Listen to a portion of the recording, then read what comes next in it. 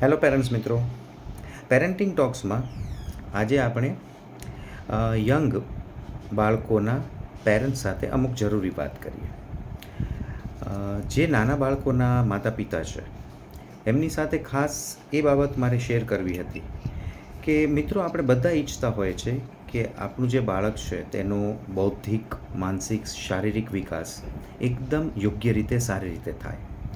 તો એના માટે મિત્રો, મારા જે સ્ટડીઝ અને અનુભવ છે એના ઉપરથી અમુક બાબતો એવી છે જ કે જે એકદમ નાના બાળપણથી જ જેની ઉપર કંટ્રોલ રહેવો અથવા તો એ બાબતો સદંતરપણે બંધ રાખવી એ બાળકોના એકદમ સારા ઘડતર માટે અને ભવિષ્ય માટે અત્યંત ઉપયોગી છે. એની અમુક બાબતોની આજે વાત કરીએ, જેમાં સૌપ્રથમ બાબત આવે છે એ છે શુગર. એક્સેસિવ એડેડ શુગર બાળકના ફૂડમાં ક્યાંય પણ ન હોવું જોઈએ. જેમ કે આપણે અમુક પ્રોટીન પાવડર્સ કે એવા કોઈ સપ્લિમેન્ટ્સ બાળકોને આપતા હોઈએ છીએ, તો જ્યારે અગર કોઈ આવા સપ્લિમેન્ટ્સ આપણે ડૉક્ટરની સલાહ મુજબના બાળકને દૂધમાં કેમ ઉમેરીને આપીએ છીએ, તો એવી બાબતોમાં ક્યારેય એડેડ શુગર, એક્સ્ટ્રા શુગર એમાં ઉમેરવાની હોતી જ નથી. છતાં પણ મોટાભાગે એવું જોવા મળે છે કે માતા, ખાસ કરીને મધર્સ છે, એ એમાં પણ એક્સ્ટ્રા શુગર એડ કરતા હોય છે.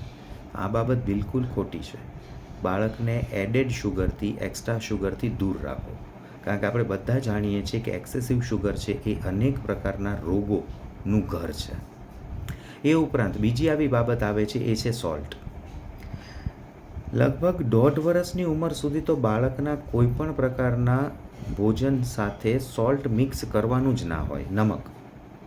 અને 1.5 થી 2 વર્ષની ઉંમર પછી પણ બાળકને જે કોઈ પણ પ્રકારના ખોરાક આપવાનું શરૂ થાય છે એમાં નમકનું, સોલ્ટનું પ્રમાણ હંમેશા બને એટલું ઓછું જાળવી રાખો. શરીરમાં જેટલું સોલ્ટ ઓછું જશે એ બાળકના માનસિક, શારીરિક ડેવલપમેન્ટ માટે અને ભવિષ્યની પણ બાળકની એકદમ સારી હેલ્થ માટે બહુ ઉપયોગી બાબત છે. ત્રીજી બાબત આવે છે એ છે સ્ક્રીન ટાઈમ. બાળપણથી જ બાળકના સ્ક્રીન ટાઈમ ઉપર નિયંત્રણ રાખવું અત્યંત આવશ્યક છે. કમસે કમ 2 વર્ષની ઉંમર સુધી તો બાળક સ્ક્રીન સાથે એક્સપોઝ થવું જ ના જોઈએ.